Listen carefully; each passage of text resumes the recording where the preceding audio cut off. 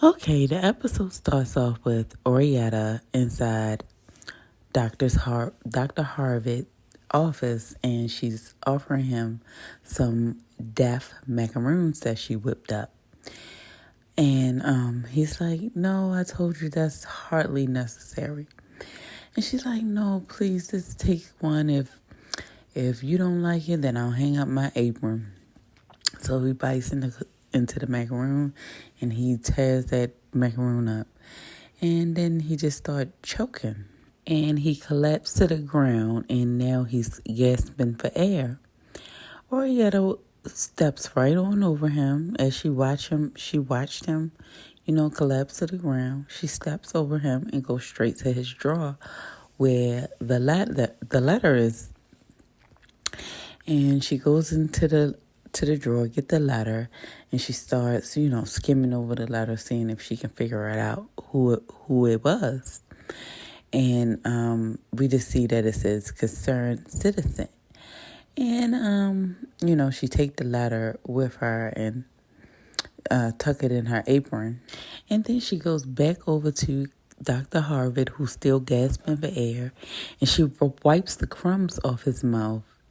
And then she starts screaming as if she walked in and found him like this. And another nurse came, and they all called for help to get Dr. Harvard some treatment. So we don't know if Dr. Harvard is dead or not. I don't think he's dead. Next up, we have Justo and the rest of the fire crew. They found Antoon's dead body, and Justo is pissed, and Calamita is being an instigator, talking about, "I told you he's not to be trusted. He killed Mario, and he choked your sister out."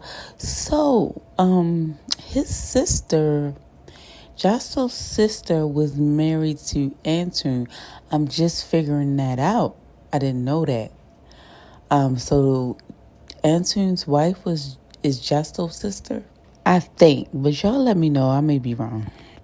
Anyway, Justo is pissed, and he tells Calamita to shut up and look, go over to Lloyd, find the Irish, find the boy, and kill them all. Kill whoever you have to. And Justo tells them to leave Antoon's body for the birds. How trifling. And did y'all notice that Antoon died at the very place that he said helped heal him when he got here to America? Because remember, he was so frail and skinny. That was just so wild. Okay, over at the Cannon crew, Leon is just going off. He noticed that Katana was there, and he like, "No, we should kill him. I'll kill him myself." So Lloyd said, "So you saying we should keep him alive?" Leon said, "What?" He said, "Last I checked, you couldn't cut a fart." So Leon like, "Boss." Lloyd said, "Shut up." Leon like, "Boss, they hit Doc. We gotta." Lloyd like, "We gotta what? We gotta what? We gotta hit the brother. Then what? Mr. Managerial." So Leon said, "Then war."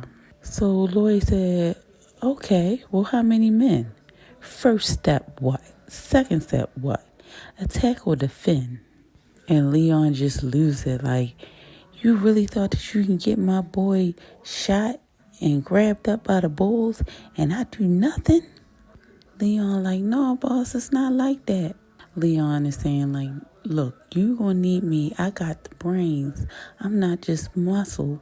And the doctor, boy, Lloyd lost it. I mean, he lost it.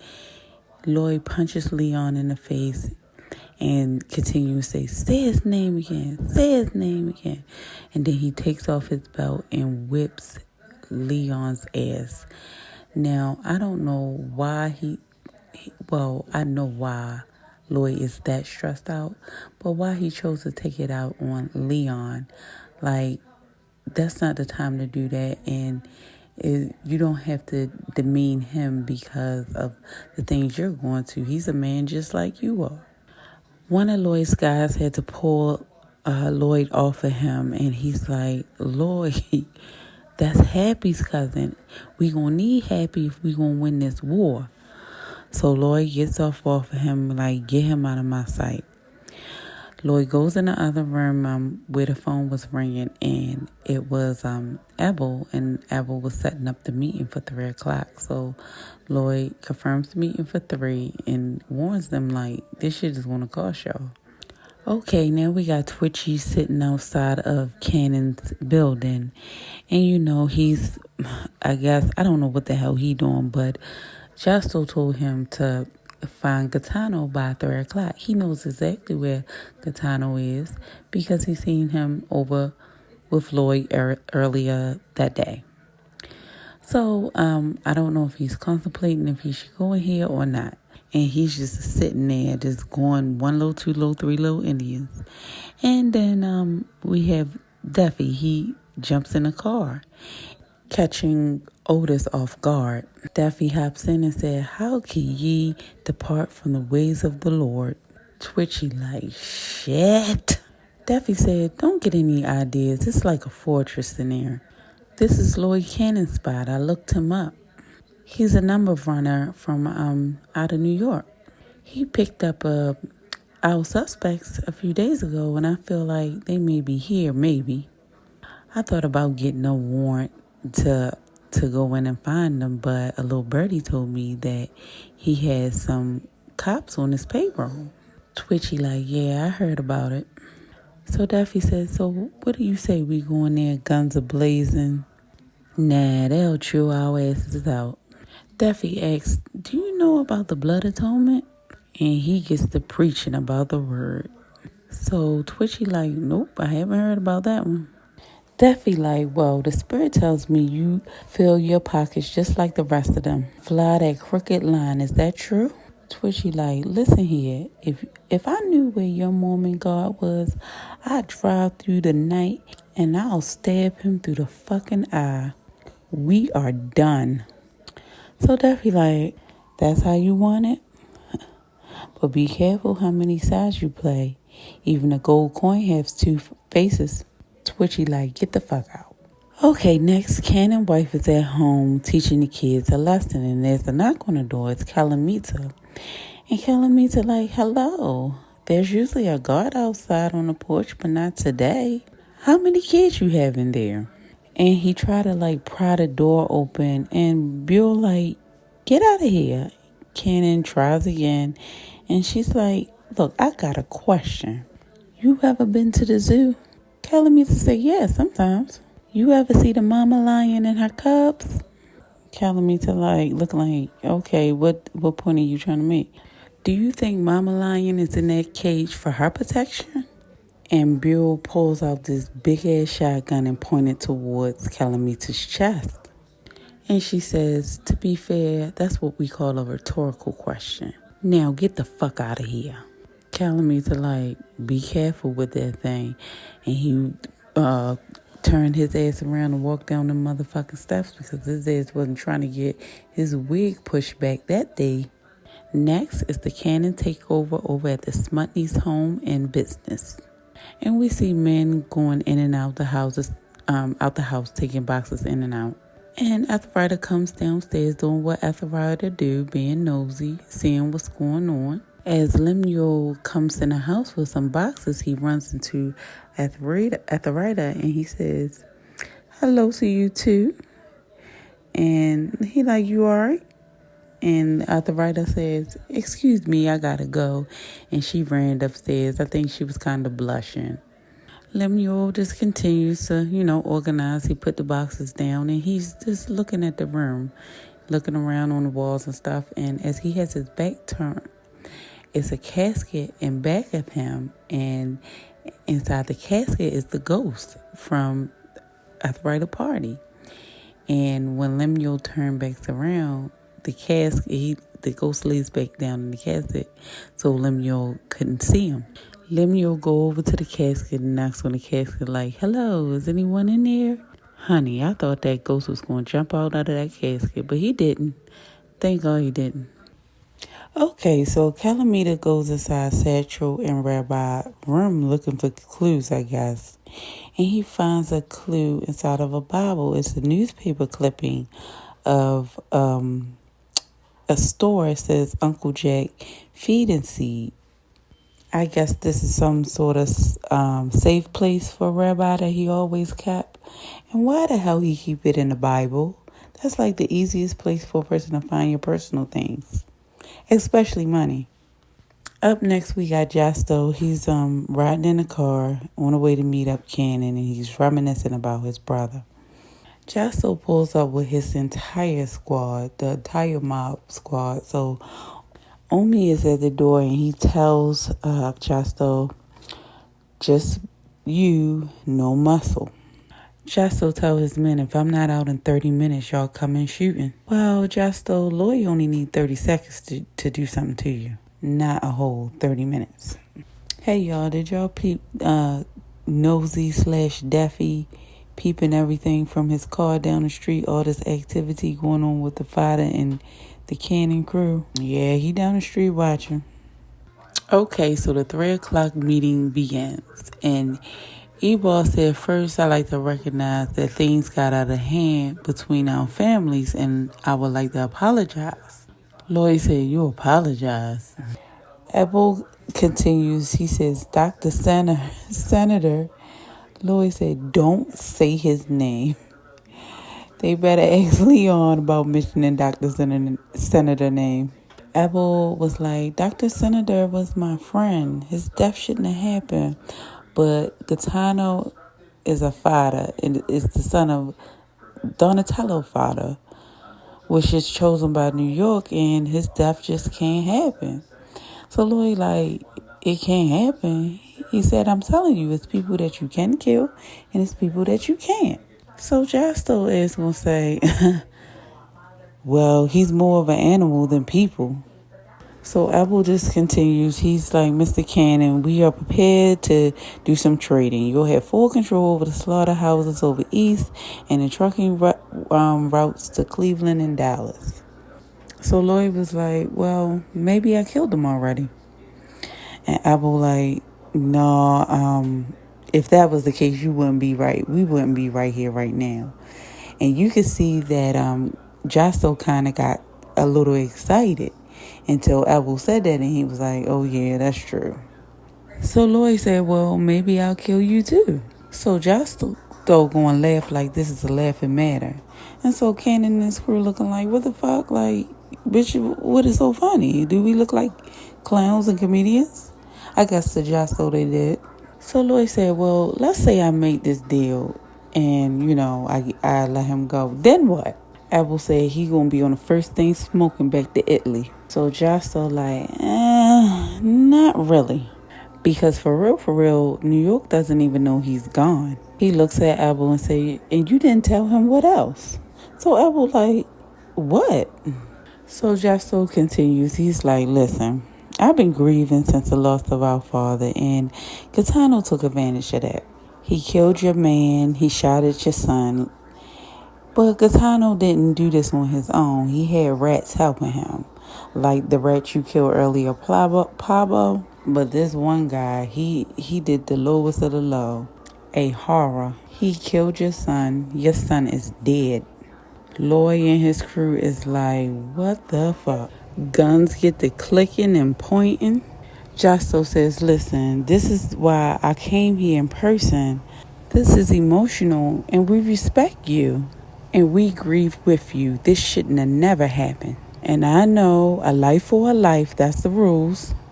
You took my Zero in your home and you treated him fairly.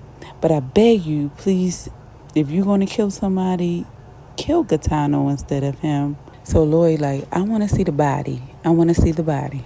Jasto said he took it. Lloyd said, who? Jasto said, Calamita. Lloyd said, I want to talk to Rabbi. Jasto said, he fought for your boy, but he couldn't save him. Now he's gone too. So Omi's standing there like, boss, they need to be dead. And all of these things is just going through Lloyd here. He's thinking about Satchel and how Satchel didn't want to go. And he just yelled, get out! Jasto was like, yes, I put this plan in action. It's going to work. Later on that evening, Lloyd is at home and he's watching Zero using the bathroom, and He's thinking about killing Zero with that jump rope. But he can't do it. He's not a fucking animal. Only animals do stuff to children. And we see him goes in the bedroom with his wife, and we just hear this blood-curdling scream. And we know that he let her know that Satchel is dead, as they know it. We can see that Lloyd is really thinking about Satchel in their moments. And, the fact that he even traded his son in the first fucking place. And he's riding, and he asks the driver to pull over in front of this billboard. And the billboard says, "Charge it. Your credit is good wherever you go." The diner's credit card. At this moment, I think Lloyd feel like the world is just crumbling down. He lost his best friend, his baby boy. The bank done stiffed him for this motherfucking idea. And he just feel like he got the shitty end of the stick. No one is paying the price on the father's side. Like, no one lost a major loss on the father's side. Cannon didn't kill Donatello. Yeah, they lost a business or two and some men, but they wasn't major men. All life, matters, but they didn't lose no one major and close. The Cannon crew hasn't hit any of the father personal close family yet. Okay, next up we got Otis daydreaming of his fiance singing as he's laying in her lap. And he just began packing. He packing all his shit. He like, "I'm out of here. I done got in too deep. I'm out of here." He goes, get ready to put his stuff in the trunk. And Cannon boys roll up on him like, "Laundry day?" So Twitchy like, "Did anyone ever tell you not to run up on a police officer?" Cannon guy was like, "You gotta even the odds somehow. Get in the car." Twitchy like, "See, that's where you got it fucked up. I don't get in your car, you get in mine." Cannon crew was like, "Okay." And they gets in his car and they take Otis over to see Lloyd. Otis is 1 little, 2 little, 3 little Indians as he's waiting for Lloyd in Lloyd's office or whatever. And as he's doing his little 5 little Indians, Zelma and Swanee comes in. And Swanee said, "Oh, this one seemed nervous." Otis like, "You girls are wanted, And Swanee said, "Well, everybody wants us, but we ain't meant to be had, hun." Otis like, "If y'all stay here, y'all gonna get killed." Swanee said, "Well, we gotta die someplace." Cannon finally comes in and tells Otis to cover his ears, and he tells Zelma and Swanee like, "You guys are you girls are on the 10 o'clock train to Philadelphia tonight." Zelma like, "We don't know nobody in Philly." Swanee like, "What if we want to stay here and stir up some trouble?" Lloyd said, "Look, I'm trying to be nice and do the right thing." Zelma said, "Well, what if I don't go?" And Lloyd said, "Do you love your sister?" So off they went to the train station. Otis get to explaining to Lloyd, "Look, I tried to get your boy, but they swiped me up. I tried. I couldn't do it." Lloyd said, "Elevate, don't degenerate, is what I tell my children." Do you know what the Italians tell their children? Twitchy like, "No, I don't know." "Yeah, but you see it. They call a man an animal, throw dirt on him. But what if he don't grunt? What if he walks and talks like a man?" Otis like, I don't know. He's lost his shit." So Cannon like, "Come on, you guys do it all the time." Lloyd said, "This is what y'all do. Y'all get in the dirt and you show him how to be an animal. You show him how to hate. You show him how to be cruel. You kill his friends. You murder his child." So at that moment, Twitchy like, "Oh shit," like shit got real, like, "Damn, I didn't know, boss. I didn't know that happened." Lloyd said, "See, they can't reach our level, so they try to drag us down to theirs. But all this shit right here, this is a trap, and I ain't falling for the shit." Lloyd explains to Twitchy that Justo want him to kill Gaetano. He said, "But I'm not." So Otis like, "So what are you going to do?" And Lloyd said, "No, what we're going to do." Gaetano was sitting in the same place that he was sitting in since he got there. And he's talking in Italian about all the people he killed. And Lloyd comes in and sit in front of him. Lloyd tells Gaetano, your brother gave me the stockyard, the trucking, equal partnership if I kill you. So Gaetano spits, and Lloyd like, you don't like that. Gaetano like, family is family. Lloyd said, maybe, but my family not trying to kill me. Gaetano like, look, enough of this bullshit. Kill me already if you gonna kill me. So Lloyd like, nah, I'm not gonna kill you. Let him go. So his man uncuffs him, and Gaetano like, huh? Okay, what? So Lloyd let him go, and Lloyd tells Gaetano, look, tell your brother the stockyard is now ours. So Lloyd also sends Umi on a hunt for Calamita and told him when he finds Calamita to kill him. And Lloyd Evergod says, well, I hope you know what you're doing. And that's where the story ends for this episode. And I'll see you guys for the next one.